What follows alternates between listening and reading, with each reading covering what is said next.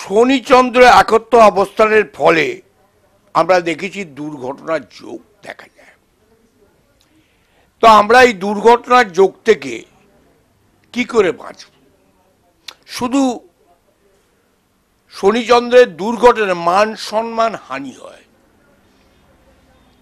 এই জায়গা থেকে বাঁচতে গেলে শনি এবং চন্দ্রের পুজো করা দরকার। চন্দ্রের কিন্তু শনিচন্দ্রের সঙ্গে শুধু দুর্ঘটনার যোগ আমরা দেখতে পাই না, মহিলা সংক্রান্ত ব্যাপারে জড়িত হতে পারে এবং এই শনি চন্দ্রের প্রভাবে আইনগত সমস্যা হতে পারে।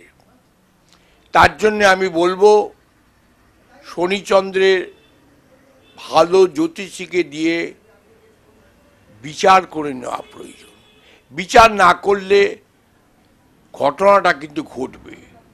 চন্দ্রের খারাপ যেমন ভালো হয়, এই চন্দ্রকে নিয়ে আমরা কালচার করে দেখেছি। চন্দ্র ভালো, তুমি একটা বাইক কিনে ফেললে, চন্দ্র ভালো, হুট করে একটা মেয়েকে বিয়ে করে ফেললে, তারপরে কি হবে? হয়তো বাইকটা কিনলে তার প্রিমিয়ামটা দিতে পারবে না। তাই আমি আবার বলছি, এইগুলোকে সতর্ক হয়ে কাজ করবে।